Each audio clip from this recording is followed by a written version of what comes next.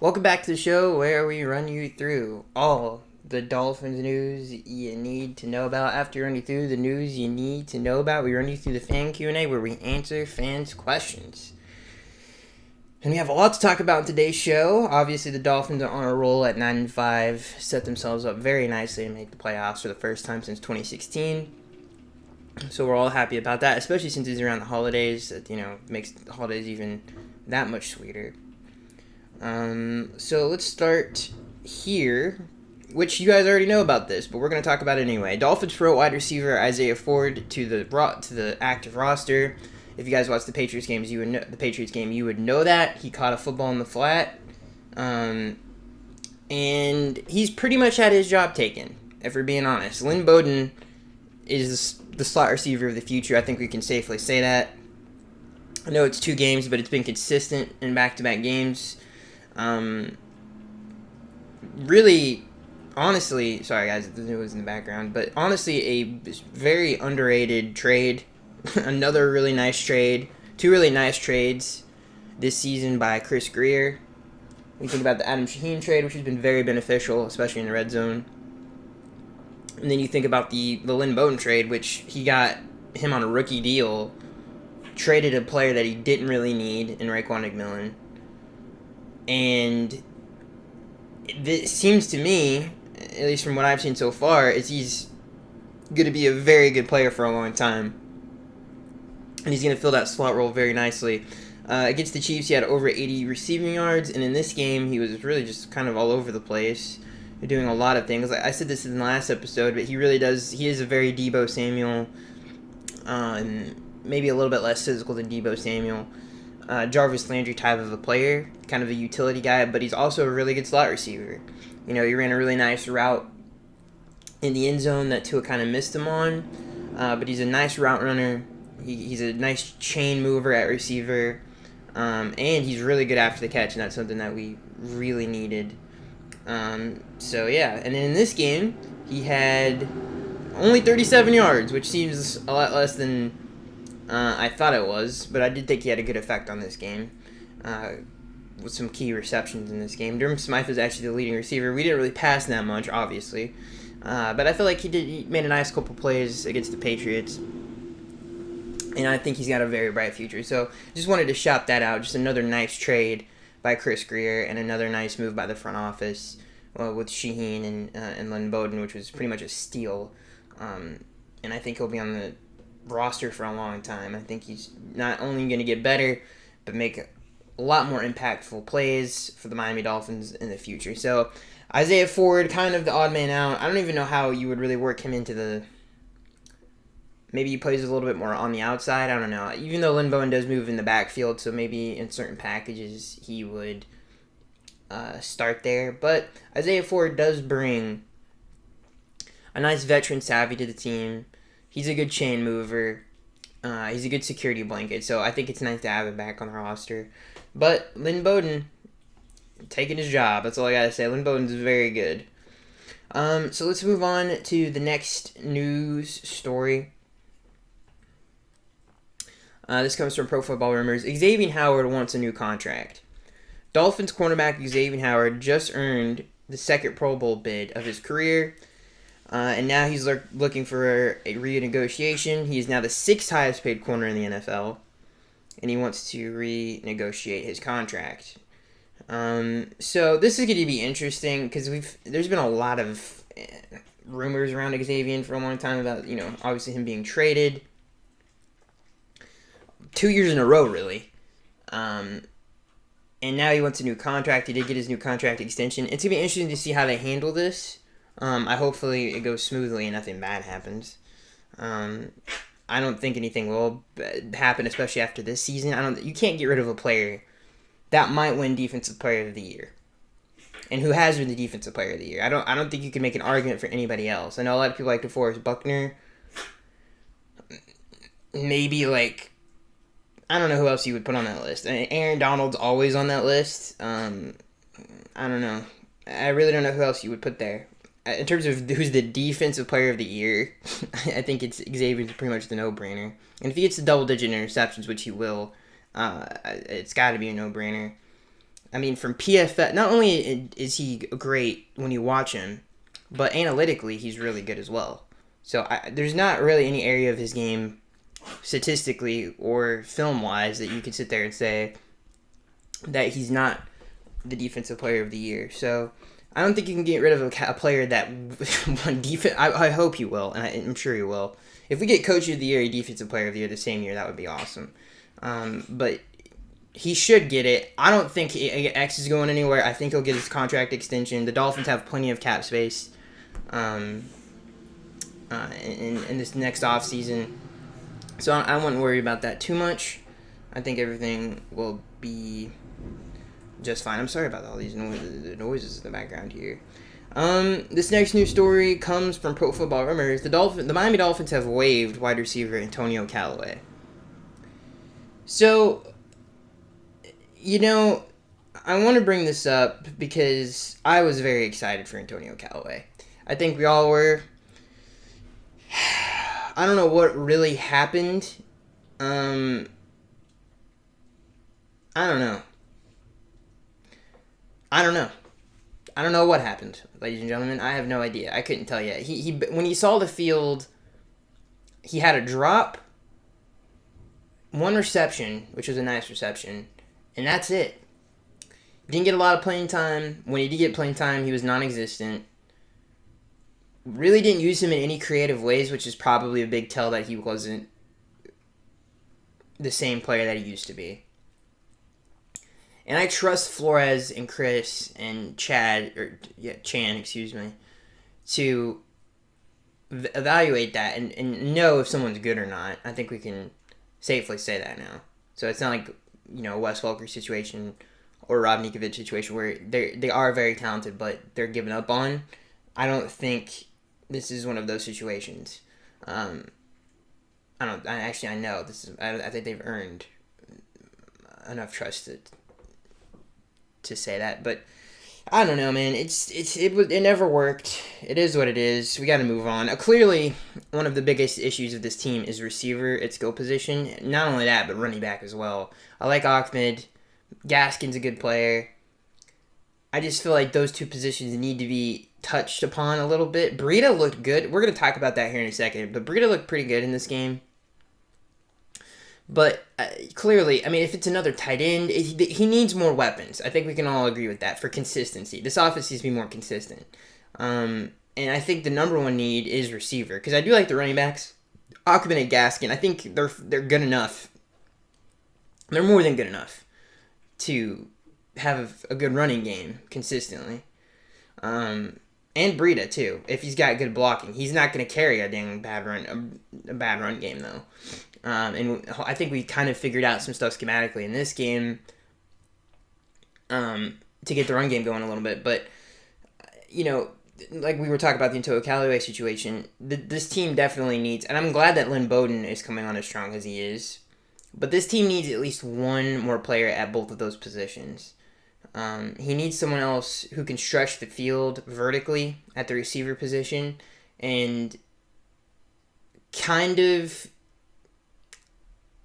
is more of an all-around guy. Like Jamar Chase or Donovan Smith would be perfect additions to the team.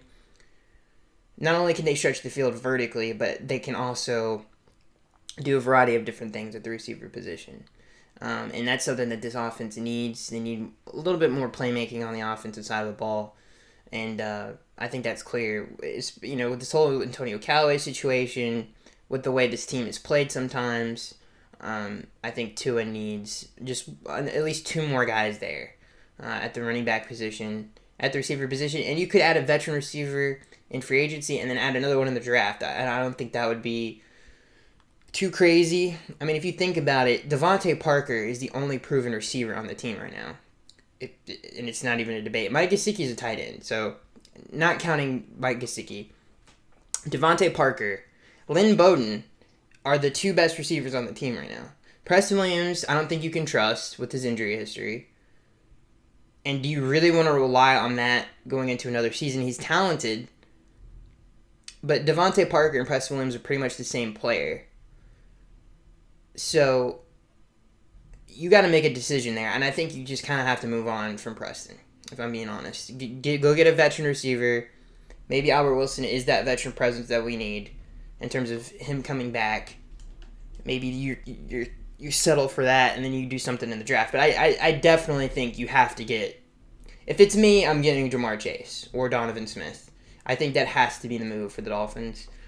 And I think that would help the team a lot moving forward. Because, again, if you look at the roster, the only consistent, viable receiving threat who has talent is Devontae Parker right now. Jakeem Grant is not good. First of all, if we can just get 3 guys in here, if Preston comes back, that's fine, and add Jamar Chase to it. But our 3 or 4 wide receivers, I think, need to change. Jakeem cannot... We cannot have Jakeem taking significant snaps next year. I think we just need to, like I said, get someone else who's a vertical threat, like a Jamar Chase or Donovan Smith, to replace the need for that in the offense. But like I said, I just feel like this receiving core needs a little bit of a makeover. I know we kind of went on a tangent there, but we were talking about receivers and Antonio Callaway. But let's move on to the box score, ladies and gentlemen. This was a great game for many different reasons. Not only was it, to me, looking down at these 3 games, I thought this was the worst matchup for the Dolphins, next to the Bills, I guess. If I had to rank them, I would say Patriots, Bills, then last was Raiders. This team matches up with us the best, though, because the best thing we do is pass the football. I didn't see us running for over 200 yards total as a team in this game. I mean, I don't know if anybody could have seen that coming. None of us could have, because of how this team has played the last 2 years. But it happened, and I cannot believe it did happen. And like I said, this is the worst matchup for this team, because the best thing the Patriots do is stop the pass. And not only that, but we were down all of our major weapons in this game. All of them. I mean, Devontae Parker didn't even play in this game. I mean, Matt Collins was pretty much the number 1 threat on the outside. And Mike Gesicki didn't play in this game either. So this was a terrible matchup, not only because of injuries, because of identity. The 2 identities of this defense and offense, advantage to the defense, because the best thing that they do is stop the pass. So this was, to me, the worst matchup for the team. And not only, I cannot say enough, not only was it the worst matchup for the team, but the Dolphins found a way around it. And they dominated this game. I think is the second thing that surprises me as much as it did. I mean, they dominated this game. They should have won by a lot more than they did. If it wasn't for turnovers and some stupid penalties, they should have won by a lot more. And some of those penalties were not on them. But, yeah, I feel like they dominated. I mean, this is the most we've dominated them and the Patriots. I mean, I feel like it was clear who the better team was the entire game, even though we didn't score any points in the first half. I thought it was clear that, and like I said, I think this is the worst in terms of a mismatch of teams that I've seen for a Dolphins versus Patriots games, probably since the season opener when no Sean Moreno went off. But I feel like this was true dominance on pretty much both sides of the ball. If it wasn't, like I've said, for dumb turnovers and penalties, the score could have been a lot different. And yeah, I think those are the 2 things that surprised me. Running the ball as well as we did, which is crazy that we ran it that well, without any of our pass catchers. And hopefully this allows us to get healthy for the last 2 games of the year.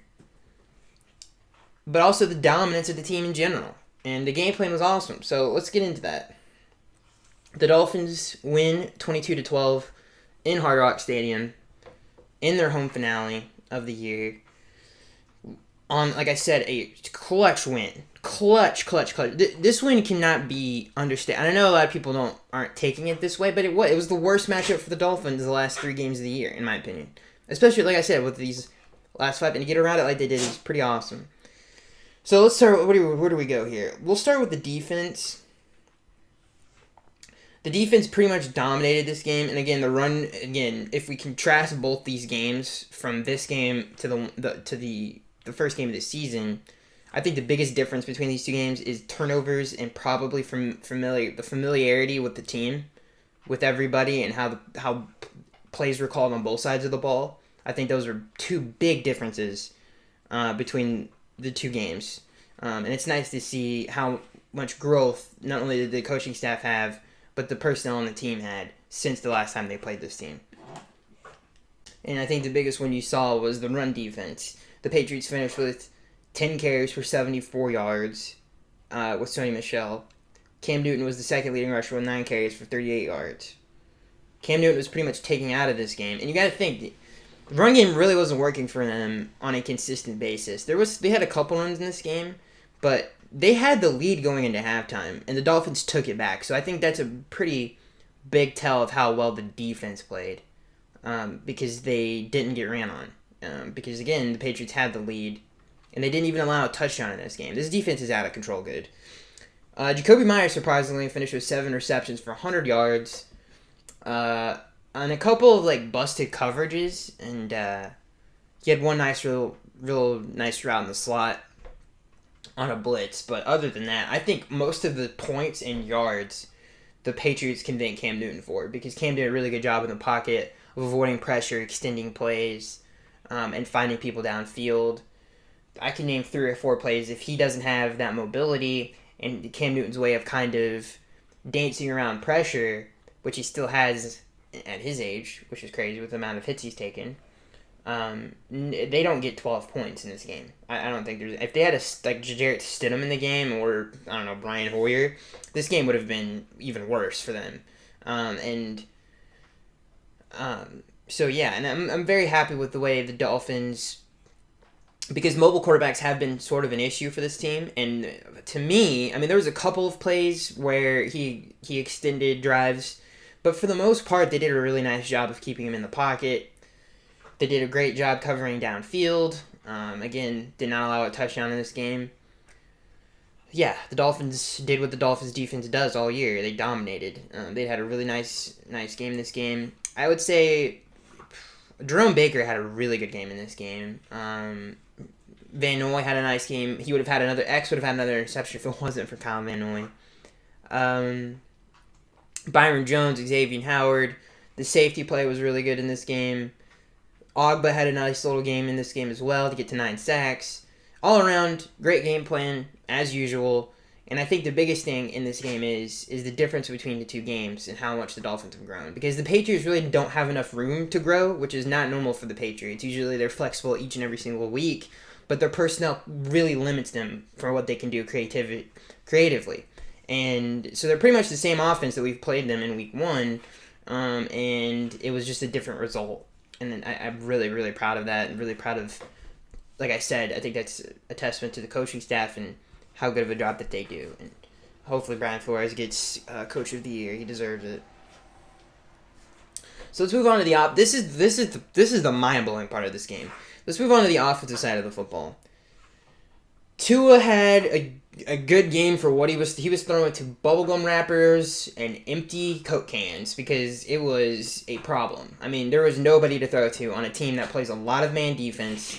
And not only do they play a lot of man defense, but Bill Belichick is calling plays and prepared this team to play us. So all of those factors are going against us on the offensive side of the football. Not only injuries, but you also have the Bill Belichick factor and what the Patriots scheme is. And I thought Tua had a really nice game in this game. But I think the headliner of this game, it's not the running backs.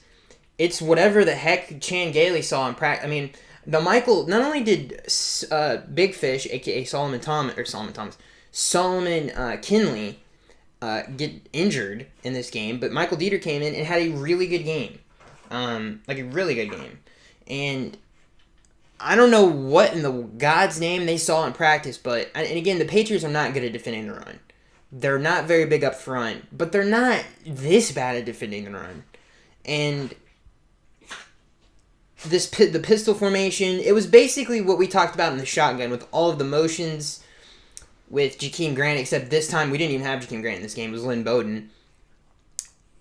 We had a lot of stuff going in. Not only did we have so much emotion going on in the pistol formation, but we had RPOs off of it. And not just RPOs, but we had bootlegs off of it. So we had so much off of this one formation that I think it all contributed to the over 200 yards in this game. So it wasn't just we're running the football, but we had a lot of nice passing plays off of it, and we really involved Lynn Bowden in this game and a lot of different types of plays, and it was just a really nice game plan by Chan. Good job finding something schematically to get this run game going. We really attacked downhill. It was a lot of power football, where it was just, power football. And, we pulled some guards, we pulled some tight ends. The tight ends were really involved in this game, blocking, and it's a really nice group. And I thought they shined in this game with Shaheen blocking and Durham Smythe blocking, and those two really had a nice game as well, with some catches in the flat off RPOs and bootlegs. It was just a beautiful game plan, and I hope that this means that if we have this, okay, let's say we get our pass catchers. Let's say we get some of the people back healthy versus Las Vegas, which is looking like we will. I think Mike Gesicki is on the path to play, and so is Devontae Parker. If we get them back healthy, and we have this new aspect of our game, which is the run game, with this pistol stuff that we found against the Patriots, and hopefully it works against the Raiders as well, this offense is fixed. The biggest problem that it had, which is the run game, and it can be more balanced. So, and then that's when you get into the RPOs and some of the play action, and really get the tight ends involved in the passing game as well, and it's a talented group too. So if the run game gets going, the tight ends are they're just going to get better. So that's all really nice news. I thought I love the way Achman runs. He's got great balance. He can cut on a dime. He's got great vision as well. And his feet really allow him to get to his spots cleanly and fast. But I love the way he plants his foot in the ground and really can just change direction. And that really, I think, couples well with his vision and his ability to see runs. Like, he had that nice kind of jump cut to the right, and then that was the big run down the sideline. Matt Breida had a nice game. He had 12 carries for 86 yards finally, thank God. He had a 7-yard average, which was nice. Tua had first of all, run game was great. Chan Gailey did a great job. Let's talk about Tua. I saw some people saying, and this is Patriots fans, that Tua was protected in this game. First of all, if you have any type of first of all, I thought Tua played well for what he was dealt. But if you have any type of a brain at all, you're down this many receivers. This is really the only way you're going to move the ball. You're not going to pass. You're not going to throw your rookie quarterback in there and just grind his head against the grinder and say, hey, man, you got to get over there pass 50 times in this game. No, that's not how we're going to win this game. We had to run the football. And again, it surprised me that we ran it as well as we did. And I thought, like I said, it had nothing to do with Tua. And I thought Tua played a really nice game. He had a lot of receivers. I think he had 2 drops in this game that would have went for points before half. But if you look at the team stats in total, the Dolphins had 383 total yards, almost beat the Patriots in passing yards with 103 towards 186, and 250 rushing yards and 5 yards per play in general. And our third down efficiency was great. We were 7 for 12, and I think that's good on Tua as well. In our first downs, we had 26 in this game. Our fourth down conversions, we were 1 for 1. We had a total of 70 plays. The Patriots had a total of 52 plays. So, again, that speaks to the dominance that this team had. And, again, this is, like I said, the most dominant I've seen this team beat a Patriots team probably since that opener when No Sean Moreno went off. And I think that was 2015 maybe. I can't remember what year that was.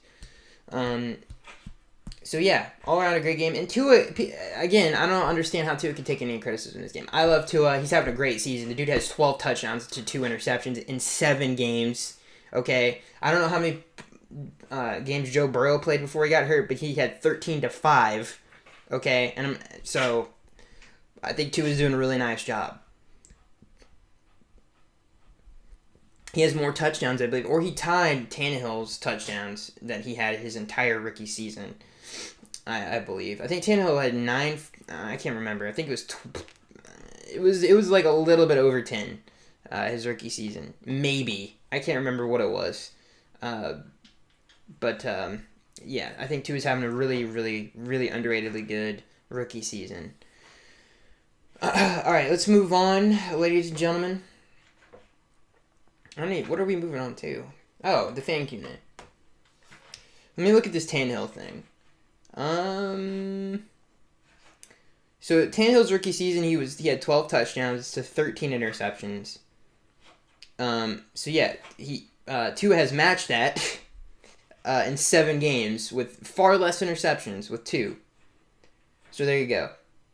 Tua's having a really good rookie season for a rookie, especially. He made a lot of really nice plays in this game with his legs as well. All right, so let's get into the fan Q&A where we talk, where we answer fans' questions. Let's get into it. All right. We have 30 questions to answer today. This first question comes from Casey. He says, what is this? Quote, failing to report as a receiver, penalties we got 2 weeks in a row. Can't our players just do that? It is negating some awesome plays. Yeah. I mean, it is. That's for sure. It's also I guess it's not a dumb rule. I shouldn't say that. I mean, it is a good rule.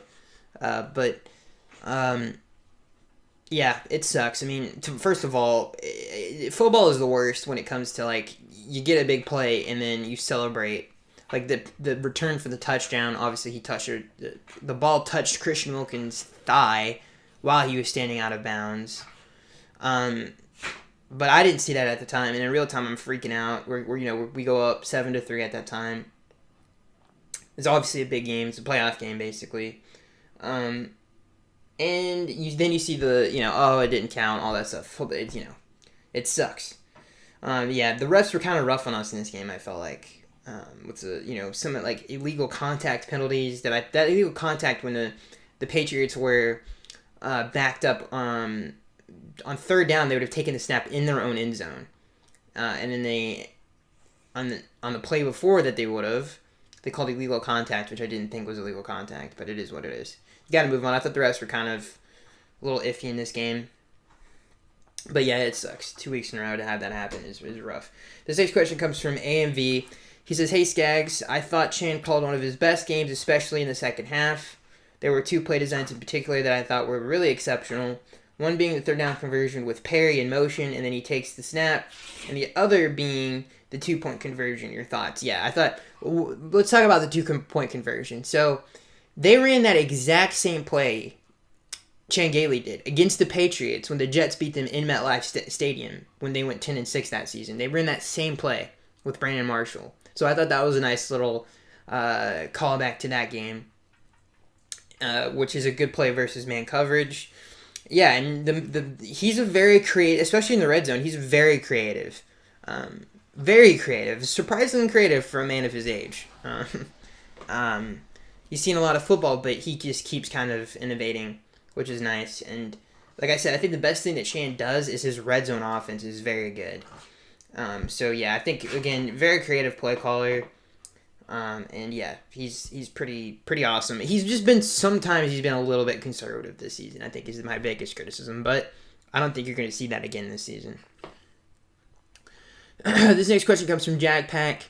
He says, "It's strange to see the Finns not only win in December, but a game they had to win to stay in the hunt. And against the Patriots makes it so sweet. Beeflo has already done what Philbin never could." That's true. That is true. Well, we went all the way back to Philbin. What is the question though? Hold on. Yeah, it is sweet. It's more of a statement than a question, I guess. Yeah, it feels great. It feels great. Joe Philbin did win a game in December, though. I don't know, but if you're just talking about winning, yeah, he did. Yeah, he's definitely winning. And that is something Philbin never did, which is go over 500. I think is what you're saying. Which is exactly what you're saying. I don't know why I had to run around in circles to come to that conclusion. All right, let's move on to Jagwin. He says, "Do you think Grant not being available weirdly helped us? He feels like a disaster waiting to happen most of the time. I'm starting to like Lynn Bone Jr. He always makes at least 1 or 2 defenders miss. Also, Perry is fun and Ford is comforting. As a comforting presence. It's going to be interesting to seeing that what our receiver lineup is next year. Going to be hard to see some of these guys go and contribute on other teams, but can't keep them all. Well, I don't think most of these guys can do that. Unfortunately, I don't think they're talented enough to do that. Unfortunately. If I'm being honest with you, like Isaiah Ford was cut from the Patriots, and that's probably the worst receiving core in the National Football League. So, my point is the receiving core does need a great makeover. I don't think you're going to see most of these guys back because of their talent level. It's not because they can't keep them all, because they could if they wanted to. I just don't think they will, and hopefully they don't. No offense to Isaiah Ford or them, but this team needs some more playmaking when it comes to the offensive side of the football, especially for Tua. And you see, like I said, this is an old cliche, and everybody brings it up. But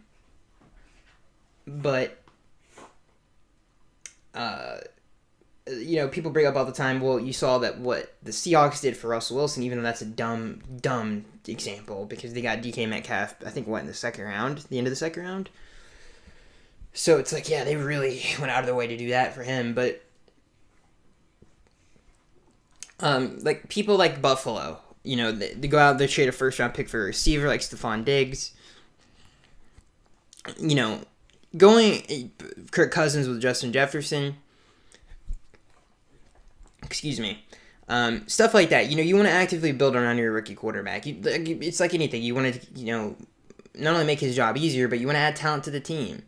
And I think that's something that this offense needs to do, or this front office needs to do for Tua.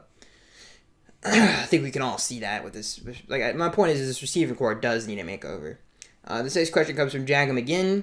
He says, now that the Dolphins are going to be having more success, are you looking forward to bandwagon fans and their dumb comments and questions? I guess being mediocre has its benefits too. Being mediocre has zero benefits.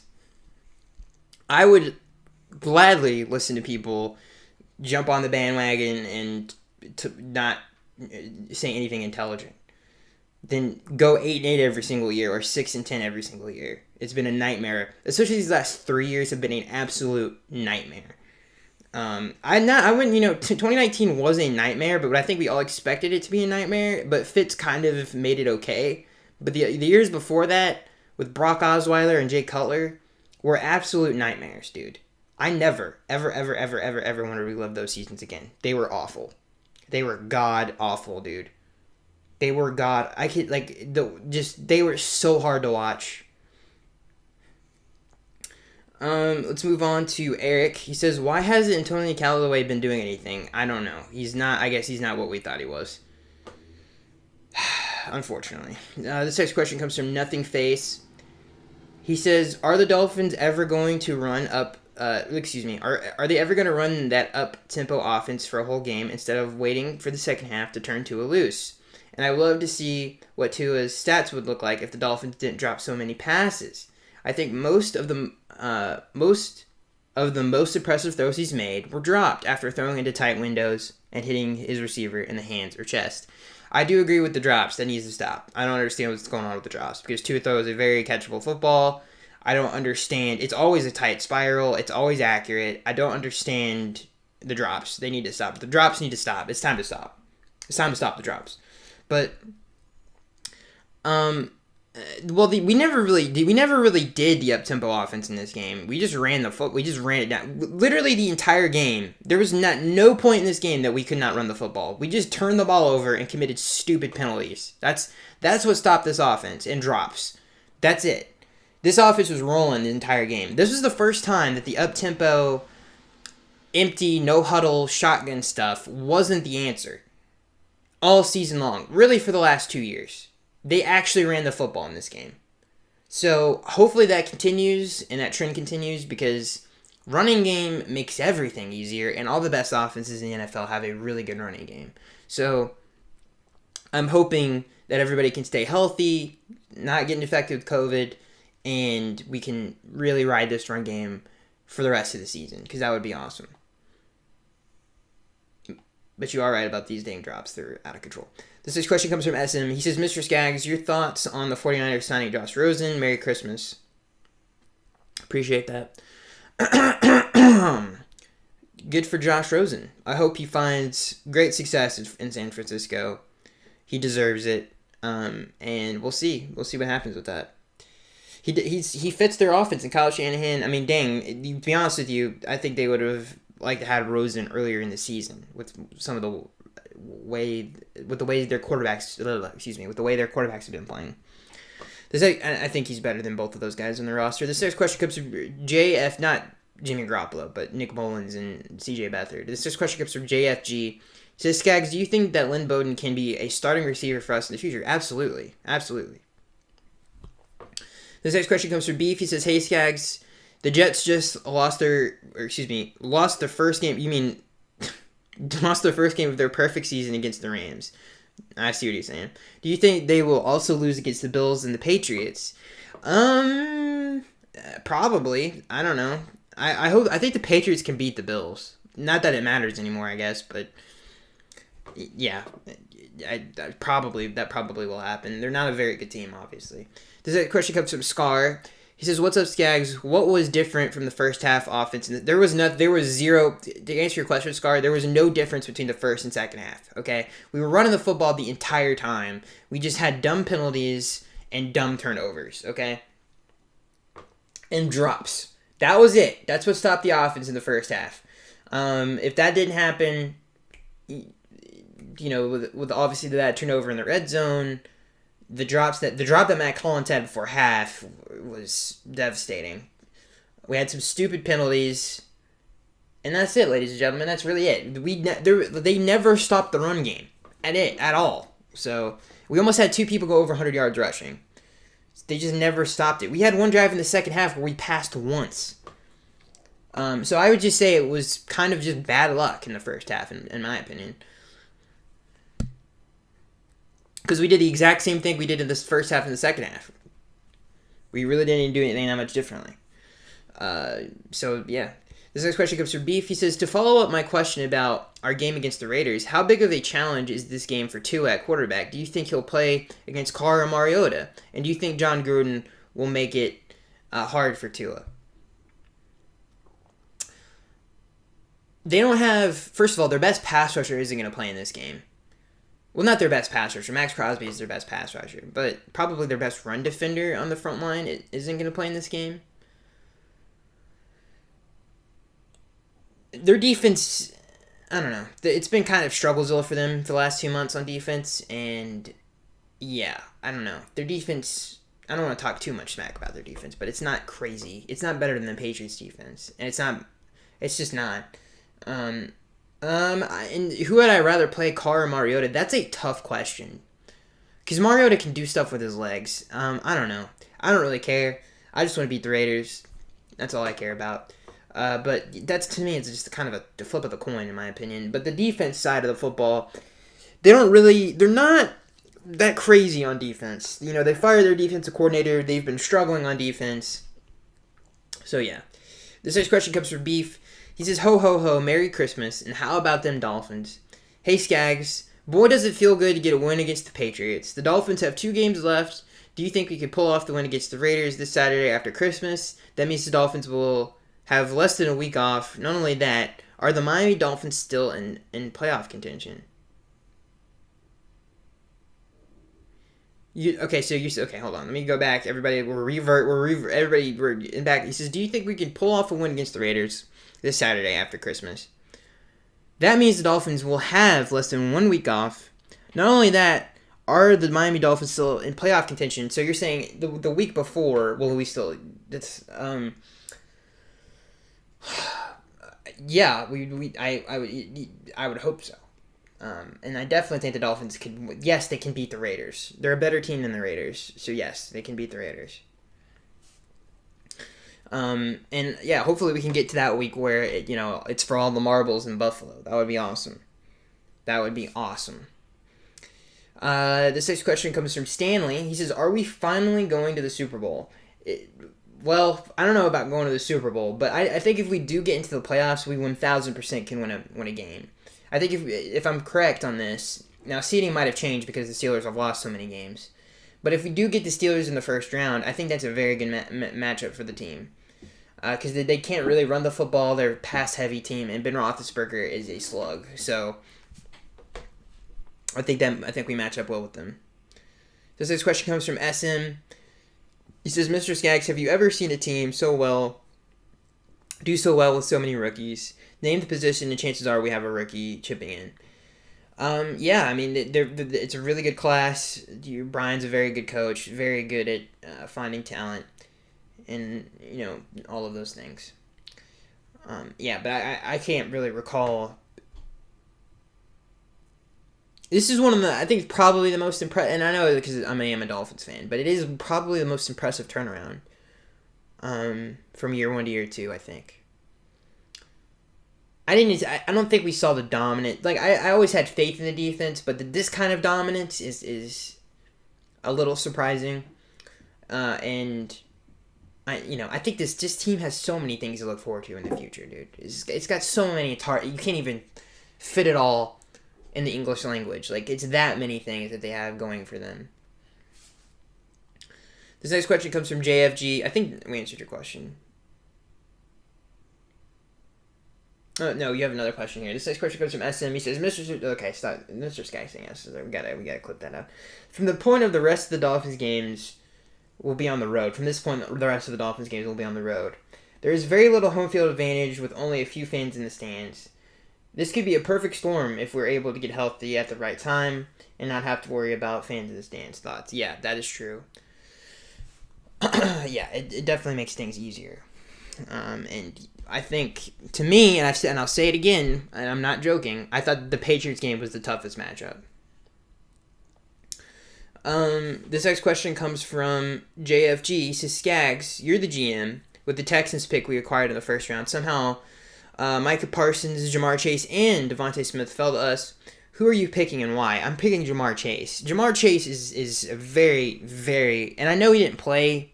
and I like Donovan Smith a lot. I think he would be my second choice. But Jamar Chase is very good. Okay? Very good. Unbelievably good. So, I'm going to go with Jamar Chase. And why? He reminds me a lot... He reminds me a lot of Odell, man. He really does. He's got everything that you would want in a receiver. There's not one part of his game. He can high point a ball. He's a vertical threat. He's got a lot of speed. He's great after the catch. He's a very good route runner. He's got great hands. There's nothing you see in Jamar Chase's game. Same thing with Devontae Smith, or Donovan Smith, however you say his name. Or I think it is Devontae Smith. I've been saying his name wrong this entire time. He has no real weakness to his game. He reminds me a lot of a Marvin Harrison type of a receiver. So either one of these two are going to be good. I don't really think it matters who you pick, but those two, to me, are the best receivers in the class. This next question comes from Jagam. He says, love seeing the second and third tight ends run people over and smack some Patriots clowns in the mouth. I love the way you said that. Gesicki doesn't do that. No, he doesn't. He's a very finesse tight end. He's pretty much just a receiver at this point, don't you think? Yeah. I mean, that's probably his weakest part of his game, but he's still a very good. I think he's been better at blocking this year, though. For sure. This next question comes from Jagam. He says, do you think they will ever hand Wilkins the ball in one of these goal line situations? I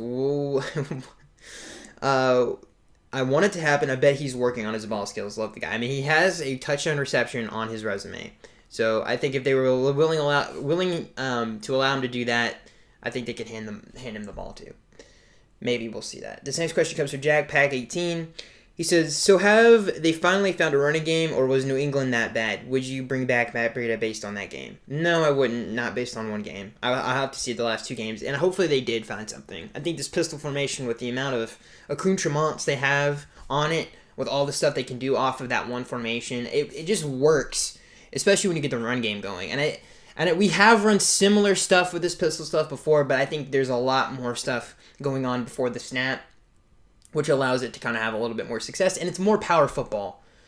And I think, and maybe Michael Dieter is I think we would have to go back and watch, or I would have to go back and watch the game, but Michael Dieter had a good game, and Solomon Kinley is a good player too, but I think, it's good that the Dolphins aren't going to lose a step in that department. So, and if you remember, Michael Dieter got better at the end of last season.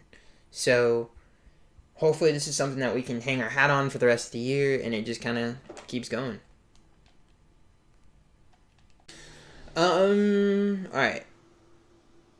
This next question comes from SM. He says, just putting this out there, that people without an NFL network, I tried, okay, Fubo TV, and it worked free of charge for a week. Just make sure you cancel it after 7 days.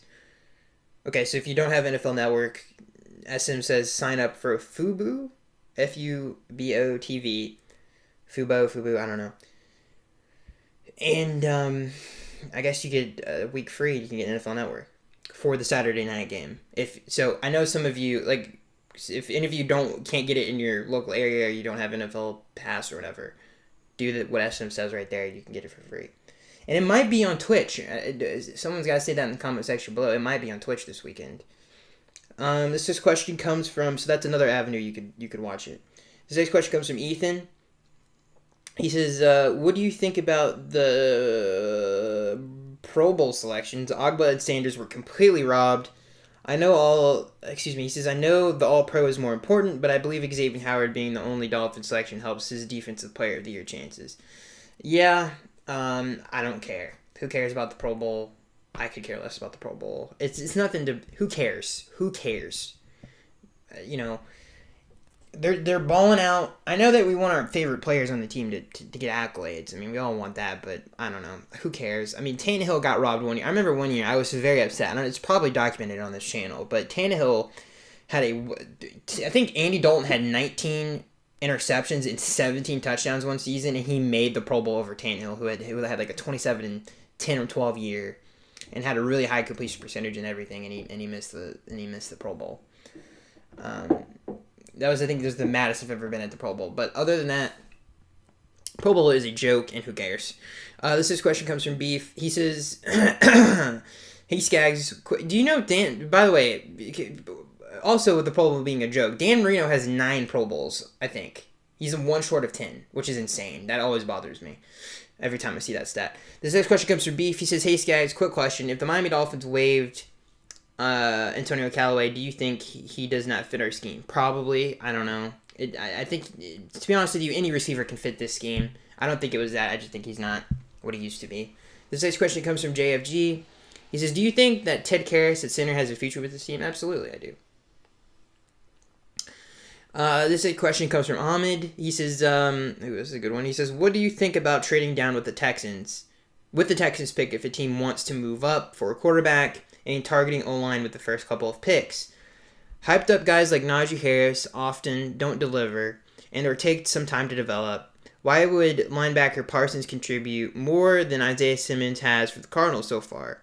A solid mauling O-line protects Tua and gets a good push for capable running backs like Gaskin and Ahmed. And when the receivers, and then the receivers with good height like Bateman and Marshall from LSU are likely to go in the second round. What do you think about sticking with the O-line early and wide receivers on day 2 of the draft? Absolutely not. Absolutely not. Now, if you get a deal first of all, if you have, and I think we've seen it, you have to get receivers that can make an impact like Stephon Diggs and some of these other players are at a premium. This offense needs more than the offensive line, especially in the pass protecting area. And if they continue to run the football like they do these last few games of the year, there is no reason to take an offensive lineman that high in the draft. They need at least a high-end skill position player in this draft or free agency. They have to get one. So I disagree with you, Ahmed. You have to get a premium there. Donovan Smith and Jamar Chase are too good to pass up. Or Devontae Smith and Jamar Chase are too good to pass up. You have to, I think, pull the trigger on that. This next question comes from Mark Jefferson. He says, and again, you have 2 first-round picks. I don't think you need to, especially with the way this team is and how good it is, you don't need to trade down for more picks. I think at this point it's just about adding talent. You already did that. That's how you got the 2 first-rounders. You planned ahead already. You don't need to continue to do that. I think you just kind of cash in the chat. Oh my God. Oh, good lord. Cash in the check you already earned. Okay, and then go ahead and get 2 really good players in the first round. Especially with one that's going to be like a top 6 or 7 pick. Is that it? I think that's it. Hold on. Let's scroll down. We might have missed somebody. I hope everybody has a Merry Christmas. I hope everybody does. Especially with the games going on and everything like that, you should be having a Merry Christmas. Hope everybody's healthy. This next question comes from Mark. He says, did you watch the Florida and Alabama game? What did you think? Who do you think we should go after? No, I have not seen that yet. This next question comes to Ethan. He says, hey, Skaggs, which one of these 2021 free agents would you bring back? Oh, my God. It wouldn't let me click to read more there. Ryan Fitzpatrick, Matt Breida, Camus Grugier-Hill, Ted Karras, Vince Beagle, Elena Roberts, Devon Godchaw, Ahmed / McGuavin. Okay, so who would I bring back? I would bring back probably Fitzy, Grugier-Hill, Ted Karras, Vince Beagle, Landon Roberts, Sam McGuavin, and Ahmed. I think those guys are probably priority. Those other guys I think will be okay if they leave. But Landon Roberts I think is really good. I would love to keep him. And Fitz would be a great backup. Breida, I think is on the I don't really care if he comes back. Grugier-Hill would be awesome to come back. I think he's, again, great depth there. And he's a very versatile, great special teams player. And he's very good in coverage. Gotcha, whatever. No, I shouldn't say that about him. He's a good player. But I would like to have him back. But I don't think he's huge. I mean, we've seen that. We've been fine without him. So, yeah, I don't know. I think the priority, if I had to say priorities, Fitz, Ted, Vince, Elandon, then Grugier-Hill. I think are those guys I would love to have back. This question comes from David. He says, is Ahmed our best running back? I think Gaskin is a better receiving back. But I like Ahmed, and I like the way he runs the football. But I think it's close between those two. This next question comes from Richard. He says, don't like Chan Gailey's play calling. The Dolphins should hire Steve. God, I forget how you say that name. I disagree. Definitely not Mark Trestman. Who the heck cares? Listen, Mark Trestman has had an interesting career in the NFL. But to answer your question, Richard, with some of the guys you said here, I don't think... I like Chan. I really do. If you give him more weapons, I think the sky is the limit.